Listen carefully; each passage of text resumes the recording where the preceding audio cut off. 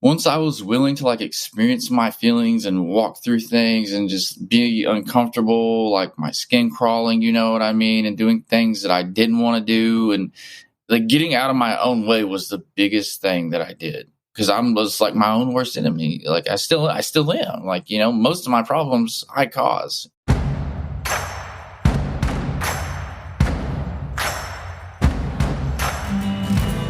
Welcome back, everyone. Today we are talking to Nate, also known as Narcan Nate.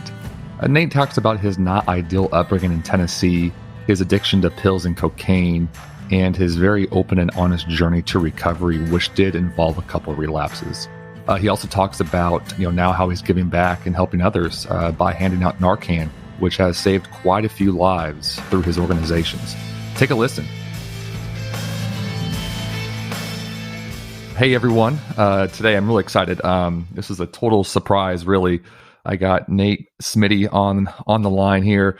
I actually found him through Instagram, via his Instagram at Narcan Nate, just doing awesome work. Looks like in the Southern California region, but Nate, go ahead and introduce yourself. Hey, good morning. So my name is Nate Smiddy. Yeah, I'm in Southern California. I'm based in Oceanside right now, so I'm like 40 minutes from San Diego. Camp Pendleton's right up the street. I've been out here for about 4 years now. Yeah.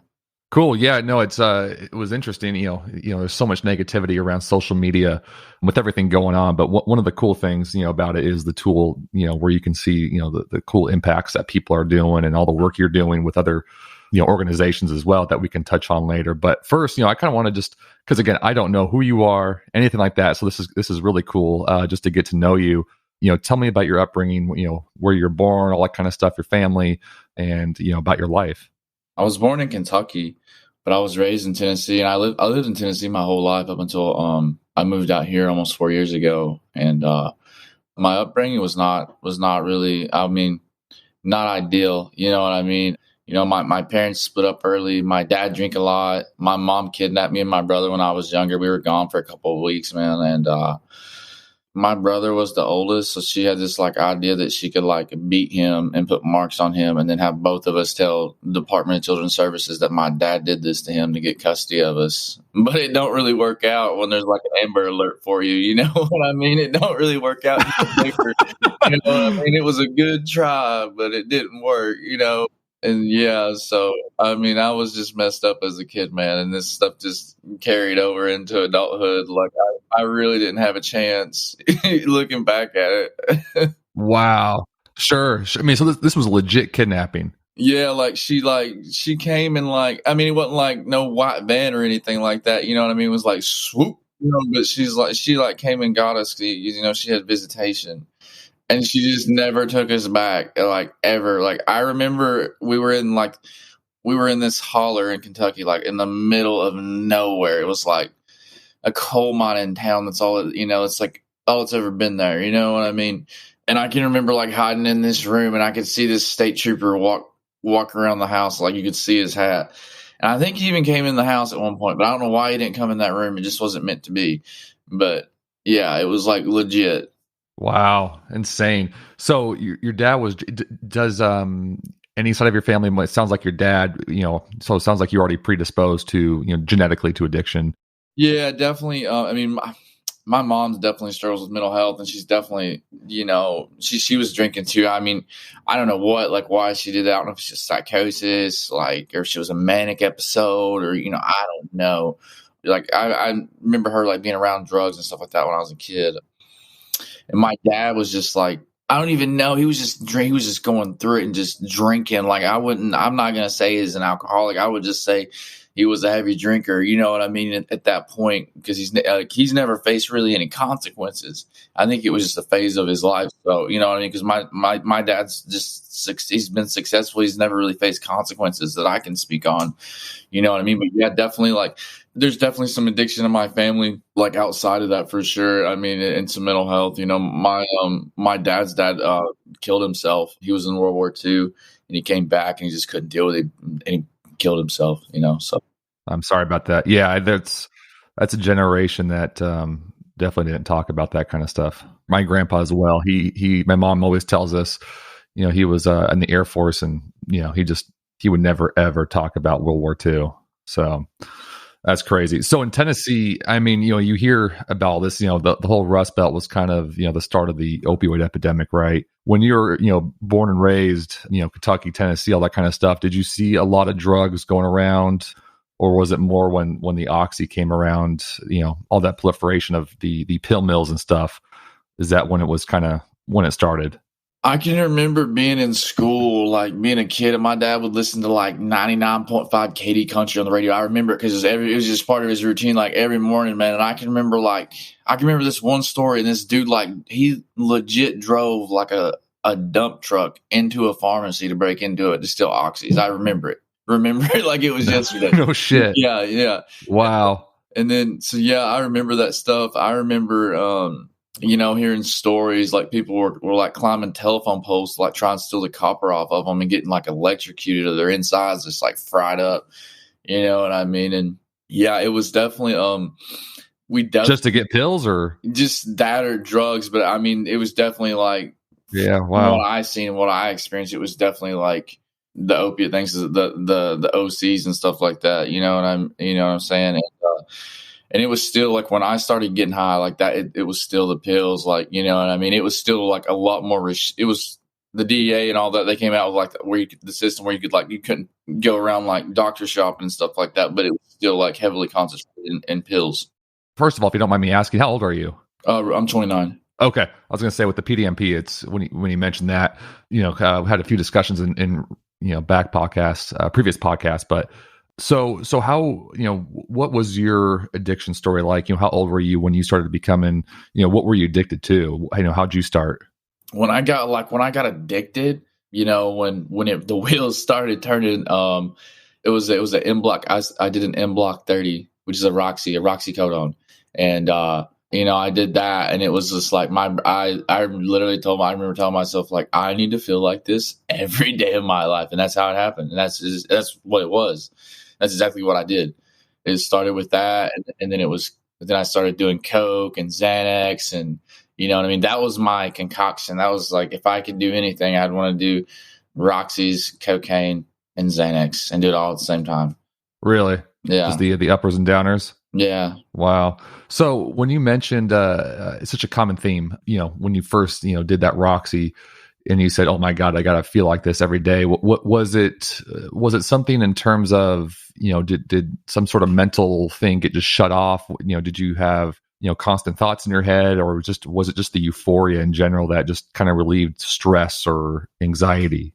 I would say it was a mix of both, man. I mean, like, it was like I got wrapped in like a heated, weighted blanket and just like consumed me. It was like a warm hug. And I know it's a common thing with opiate addicts. It was like a warm hug, man. And like I was fearless. I didn't care. I would say or do anything. Like, so I had self-confidence. Like a lot of the stuff that I lacked growing up, it's like it like replaced that or like substituted that, or you know what I mean? So it like filled that. And the euphoria was so good. And like I had experimented with drugs before that, you know what I mean? It was just the time, it just a switch flipped in my brain, you know what I mean? And that's exactly how it happened, man. And how old were you? I was 18. When you took the Roxy? No, I was 18. 18, okay. I was 18. Yeah, I was either 18 or just turned 19. Yeah. I want to say I was 18. I think it was in October of 2010. You got a good memory. The reason why I asked about that is, my older brother, he's almost 3 years older than me. Like I mentioned, VR text was, he passed away. It'll be 3 years ago this December from a fentanyl poisoning. And, I remember it was, 5 years ago, this past October, when he stole a few of I suffer from anxiety. And so he stole a few of my Xanax. And the reason why I knew that was because I had a flight the next morning, and flying is one of my triggers. So I had them all counted out to make sure I had enough. And, 4 or 5 are missing. And so that night, confronted him, say, "Did you steal anything?" I didn't make it a big deal or anything. He said no. And then my parents were taking him back home, and he confessed to my parents, say, I did take these pills. And the reason why I do is because they make me feel normal.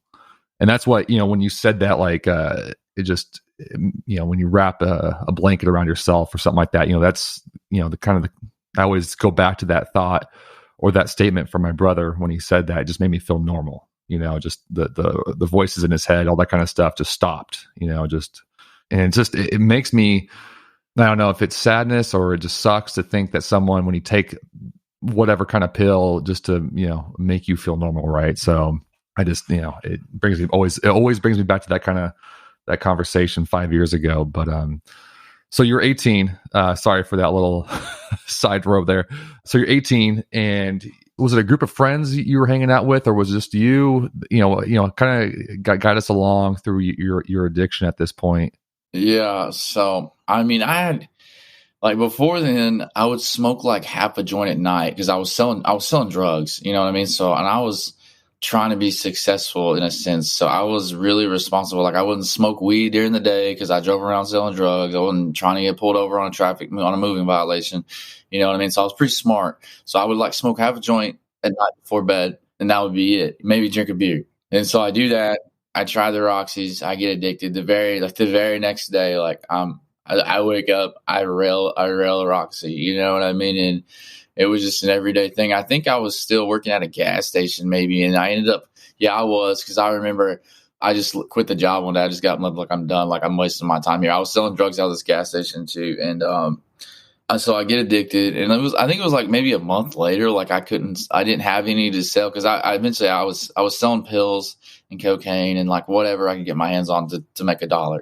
And I noticed I woke up like sick. That's when I like first experienced like dope sickness or withdrawal, and I was like, oh man, this is not pleasant. And that was like when it wasn't even about, it was about getting well pretty much. And it carried on for a while, and I like moved in with my dad to try to like kick, and it just didn't happen. I moved back out, and then I overdosed not too long after that. And then my dad, like, I guess I agreed to like stay at his place and let him sober me up, which was horrible, man. Oh my God, it was so bad. he cold turkeyed me. It was so bad, dude. So you and your dad still have a relationship? Oh yeah, we're still cool. Yeah, we still talk. Like, I mean, there was one point, he was just like, "You just got to figure it out, man." But yeah, no, I talk to him every day. So yeah, they detoxed me on the couch and stuff like that, and they took my keys, my wallet, they took everything, man, and they made me show up for work, and I was so sick, and I didn't have any money, and I didn't feel like. I knew the best thing for me to do at that time was not to fight it, because I didn't want to start the process all over again if I'd done something, you know what I mean? And so I was like, I'm just going to suck it up. So I sucked it up. I kicked, and I stayed sober for a little while, and you know what I mean? I just wasn't ready. And then I started drinking, smoking weed again. Then the pills came. I got what I really wanted, and then I got in the Suboxone clinic, and oh boy, that was rough. Like kicking Suboxone, I eventually kicked Suboxone, and that was like the absolute like worst kick of my life. It's interesting you say that, because I was just talking to someone a couple of days ago on this podcast, and they were talking about this exact same thing. For her, she started on methadone, and she said methadone was just atrocious. And then she was like Suboxone, but she was like Suboxone was, that was easy. So it was interesting to hear your take. Yeah, no, I've never, like, I've done the wafers before. Like, it's like a little square, like, it looks like 4 pieces, almost like a waffle. But I never was like on it for like in the clinic, the methadone clinic. But I've heard people say like methadone's worse than Suboxone. So I'm grateful I didn't have her experience, because Suboxone was rough. Wow. Yeah. So, if I don't mind going back, so I don't think I've asked this before, so you overdosed. What is that like in terms of, when you come back? Just kind of take us through that. What was going through your mind after that, after an overdose? The first time, all I know is like I fell out, and I came to again. My uncle was over me, and like I was just in and out of like consciousness, man. And I think like I tried to eat something to like sober myself up. I don't even know what was going on. Sure. I was like, maybe if I eat something, I'll sober up. And so I remember my uncle standing over me, and he's like pulling food, like doing the J, and like pulling food out of my mouth, because I'm out again. And then you call it an overdose. Maybe I collapsed. I don't know. This is the first time. And but I came to 26 hours later. I thought it was the same day. I literally thought we were in the same day. And like, I was like, so they took my phone and my keys and my wallet, and I was like, I will fight every one of you. I like yelled at them. I like pretty sure I threatened to kill them. Like it was like, I'm going to get fucking high. Like, like, do you not know who the fuck I am? Yeah. Like, yeah, it was bad. It was. I think my family and my aunt ended up telling me like not too long after that she didn't know who I was anymore, and that like really didn't hurt as bad as it should have, but it like definitely like touched me, like in a not so good way. You know what I mean? Sure. I asked about the overdose because, so many people and before my brother died, I was in that same boat where it's like, man, if someone overdoses, it's like figured out, right? When we're talking about the stigma of addiction and stuff, and you just kind of seem, God, there you are on the, precipice of life, right? And, so many people think after an overdose, they would just kind of figure it out, get into recovery or whatever it is. But I think, I know it's just probably if you don't relate to, addiction, whether it's alcohol or opiates or whatever it may be, just that constant craving and struggle just to stay away from it. I can only imagine. I mean, I haven't been through it myself, so I can't relate. Yeah, I mean, the second time I overdosed, I was ready to get high again, but I didn't want to go into precipitated withdrawal. Like I wasn't really sure like how like that would work, so I was like, ugh, but I still wanted to get high. Like nonetheless, I just almost died, and I wanted to go get high again. You know, what I mean? Like it doesn't even matter. And like That's your first thought. Yeah, that's for my experience. That's usually what most people's thoughts are. It's just how it is. Like, so how long did you go through active addiction for? When so it sounds like you were 18, 19 at the time. Yeah, I went through, like on and off for 8 years. 8 years. Yeah. Wow. So 26. For 26, sounds like you got sober around 26. Yeah, so 26. Now, did you stay out in Tennessee? No, for recovery, or did you move out to California? I stayed. The first time I went to treatment was in Tennessee, and I did well for like 16 months, and I relapsed. And then the last time I got clean, I did like treatment in Tennessee, then came to California, and then I relapsed out here, and then I got clean sober again out here, and then I'm 3 years sober now. So, well, congrats. So that's thanks for mentioning that, because that is a big part of addiction, where so many of us think once you get clean, it's over, right? And you mentioned the first time you were 16 months sober and then relapsed again, and then got clean and relapsed again. Kind of take me through that 16 months. What was kind of going on? Just for people to kind of understand. Because by the medical definition of addiction is constant relapsing disease, right? So relapses do happen. And so when you say 16 months, kind of take us through that journey of, recovery, but you're sober for 16 months and then the relapse. What was going on during that time? I started working a lot, and I was working at this cross dock and doing shipping and stuff like that. So we were working like 6 days a week, usually 12-hour days. I didn't have a life. I was on some medication that just made me feel like I had no motivation for life. I would just go to work and sleep. That's all I did. So I was miserable. I hated my life. I wasn't going to meetings or anything like that. I'm a 12-stepper, so I wasn't going to meetings or doing anything like that. And then the obsession and compulsion to put substances in my body like returned. And then I eventually white knuckled it, but eventually I just said, I just acted out on it and just did it. Yeah. So like I know so many people think those cravings go away, but like you mentioned, 16 months later, there it is, right? Just so so you said you're a 12-stepper. So you mentioned first time was in Tennessee, you got sober for 16-month relapse, and then did you come out to California then? No, I lingered around. That was in like 2017-ish, I think. So I lingered around. I lingered around for like another year in Tennessee. I came out to California in March of 2018. Okay. Wow. So a few times, finally got it. What was, so this 3 years now, what has changed in the last 3 years, I guess, prior to those first two before you relapsed? I think I cherry picked the program, and I only did things that like I wanted to do. You know what I mean? Like there's a saying like, if you're like going through it and feeling bad about yourself, like go help somebody to help yourself. And I thought that was like the dumbest stuff I'd ever heard. So I really wasn't willing to, I would just cherry pick, man. And I wasn't like completely honest about a lot of things that happened in my life in regards to like my inventory per se. But the biggest thing for me, and I tell people this all the time, like it was easier for me to live in familiar pain than it was to do something different, because I was so uncomfortable doing something different. But the familiar pain was like it sucked, but it was easier for me because I was just so used to it. It's all I'd ever known. You know what I mean? So there was some like comfortability in that. And then you go over here and like I got to be vulnerable. I got to talk about how I feel. I got to do this. I got to like sit with myself. I got to look at me. I was like, I've never done this in my life, and I got like all this experience not doing that, and it's easier. And it's just easier. So it was hard for me to like step out and be uncomfortable, and it was hard for me to like get to like break through that. And once I did that, once I was willing to like experience my feelings and walk through things and just be uncomfortable, like my skin crawling, you know what I mean, and doing things that I didn't want to do, and like getting out of my own way was the biggest thing that I did, because I was like my own worst enemy. Like I still am. Like, you know, most of my problems I cause. No, that's a really fascinating take. You know, I mean, that just kind of relates to anybody, really. You know, it's kind of cherry picking everything you want to do for yourself. I mean, it seems like most of the time, you know, our tendencies is to be selfish and, you know, do what's best for us. And then sometimes that, you know, that is correct, right?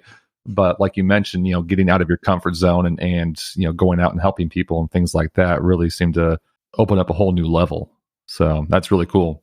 So if you don't mind now, I would love to, you know, kind of shift, you know, so it sounds like, you know, 8 years of on and off addiction, and you move out, and so you've been sober now for 3 years. And at 3 years, what have you been doing to maintain your sobriety? I still go to meetings. Like when I first got sober this time, I had to do like 90 and 90. I reworked the steps. I worked the traditions too. I sponsor guys. I sponsor guys. I got some hobbies that I do. I pray every morning, every night. I try to meditate when I can. You know, I don't make a lot of time for it, but I do try to meditate. And I very involved in my community and being of service to my community. Somebody asks us for help, I just help them, you know what I mean? And I mean, the desire has like been, I don't think about getting high really anymore. I've had a few times where I wanted to get high, but not a lot, you know what I mean? And, I just do what I did yesterday, you know what I mean? And I'm usually pretty good, you know. Some days I have to do more, you know what I mean? Like if stuff's going down, like life is like snowballing or whatever, you know, I'll do more work, you know. But if not, like I'm okay, you know what I mean? Wow, so that's amazing to think. 3 years, and you know, again, this is a very good point to touch on. Is, you know, you're still working those steps every single day. Sometimes, like you admitted, you know, you still have those instances where you think about it, right, of using, but you have the toolkit, I guess, right now to, you know, to keep going, staying sober. So that's really, yeah, it's a toolkit. Yeah, I just know the spiritual principles. Yeah. So, you know, the work you do daily, and we'll get to that in a second, I think, but because you mentioned, you know, you think about using, right?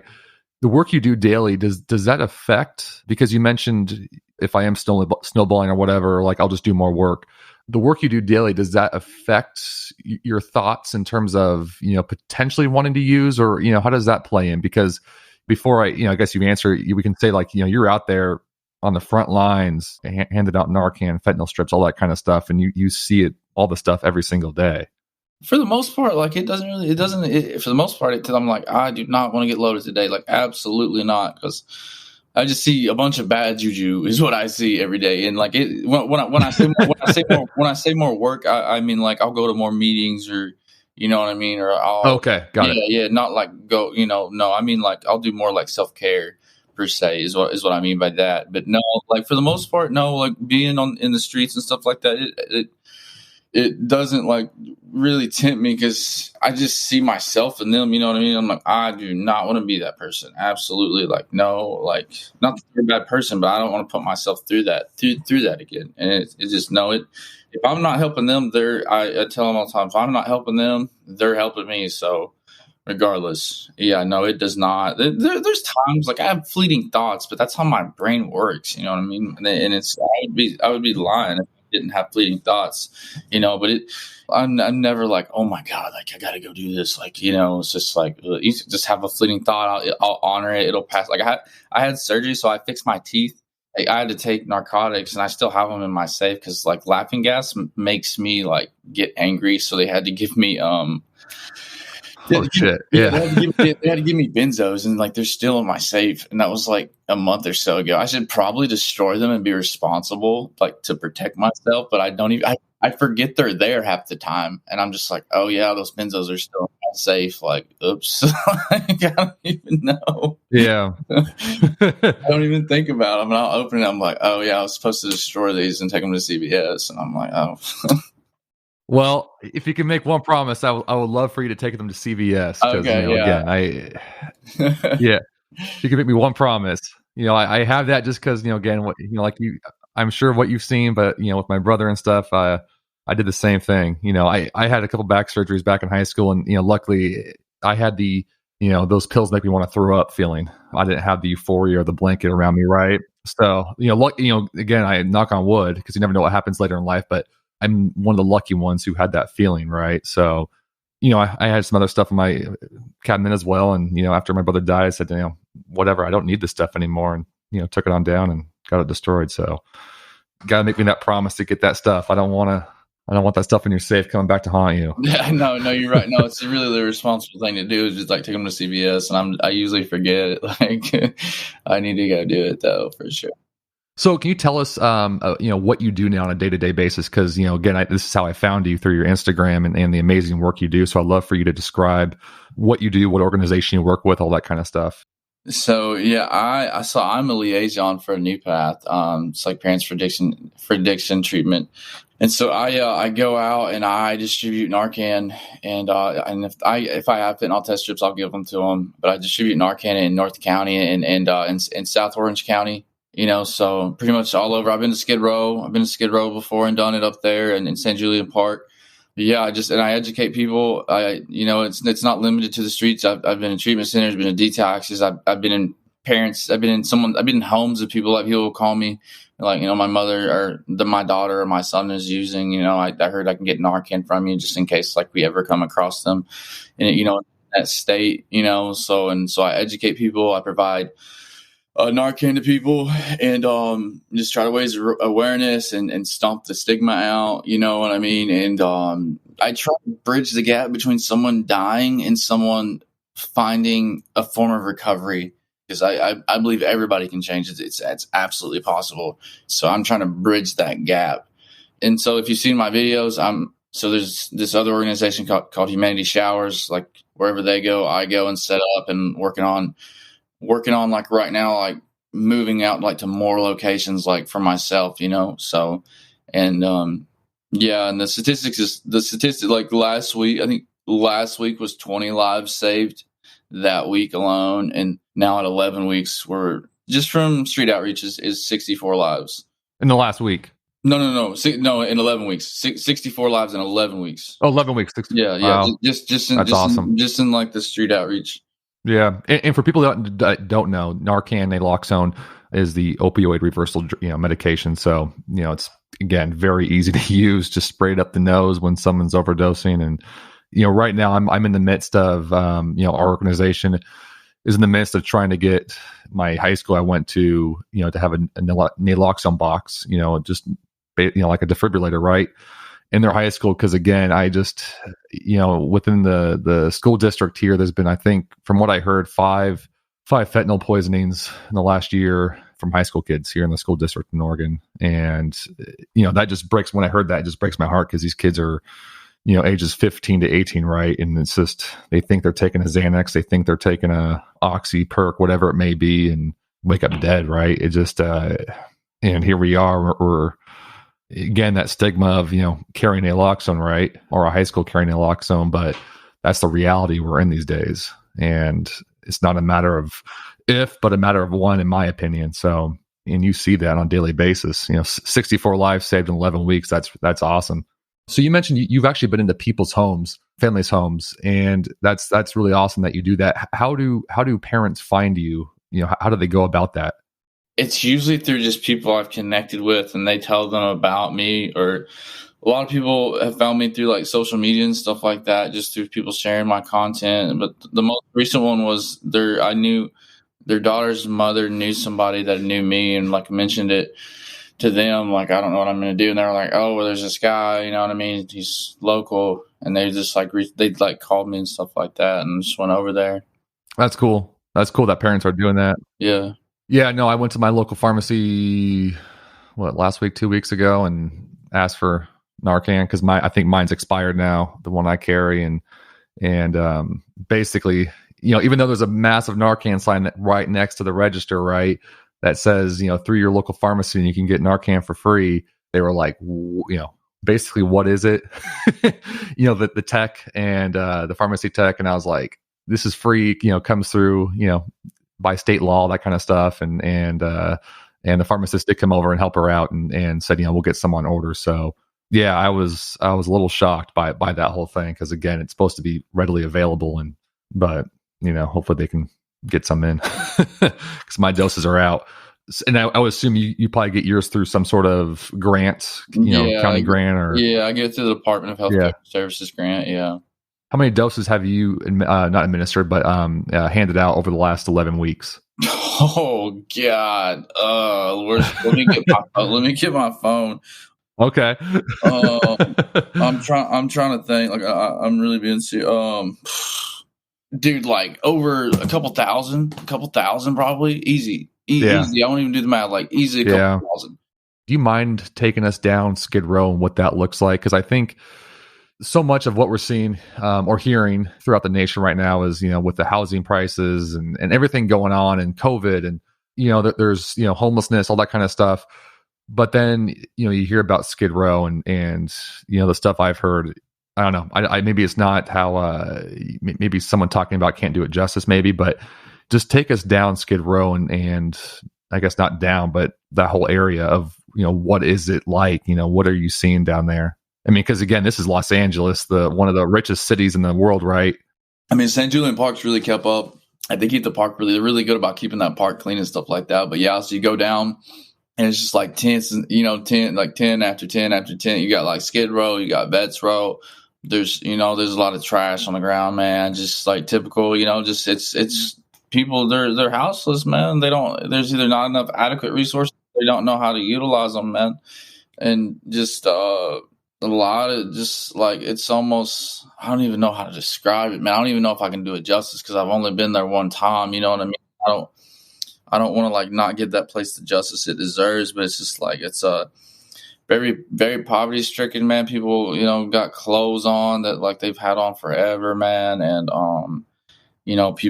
some people in a mental psychosis. It's just weird because you're in LA, right? And you go like a couple blocks up and then like, you're like, it's totally different. But when you get to Skid Row, it's like tents and trash, people, smoking a pipe on the street and stuff like that. You know what I mean? It's crazy, and not that, that's whatever, it's one of those things you just have to go there to experience it. You know what I mean? But it's just different. You know what I mean? It's sad. It's sad because there's all these people, man, and I don't think it has to be like that. Like my biggest thing with like with our houseless neighbors is like they'll come up with these plans, right? And then it completely like limits the demographic of people that they can help. It's like not all inclusive. And then we just like wasted our money and our time like coming up with this plan to try to help this situation. Yeah, it's interesting because one of the books that I'm currently reading, it's fascinating because he does kind of talk about California in whole, but he touches, and this is why I asked about Skid Row.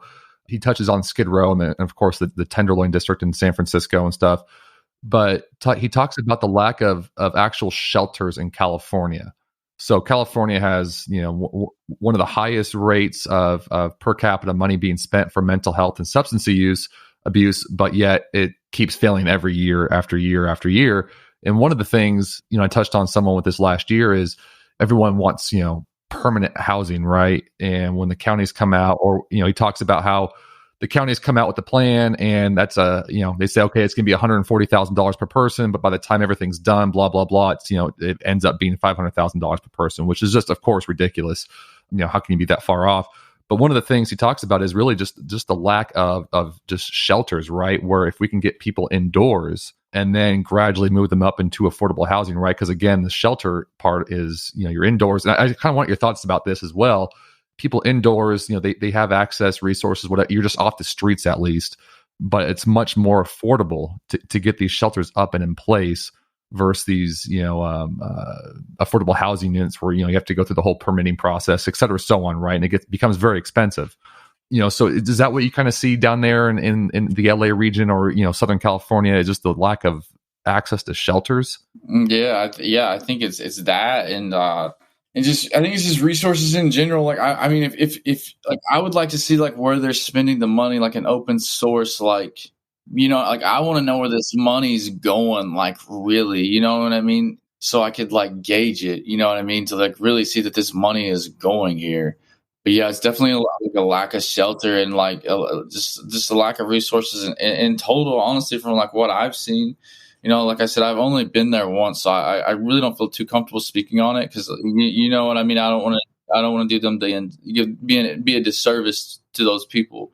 A lot of times, I feel like because we've been dealing with this the homelessness crisis, and even the opioid epidemic. People get like compassion, empathy, burnout. You know what I mean? They just don't care anymore. Yeah, it's been 20 plus years. Yeah, yeah. So yeah, I just don't think people really care anymore. You know what I mean? If like we cared, then like people like me or Jordan and Brandon at Humanity Showers, like we wouldn't be doing what we do out in the community. I mean, obviously we care. That's why we're out here. We're trying to make a difference and trying to do something. But you know what I mean? Like if we had this money for these funds and this grant, like we wouldn't be out here.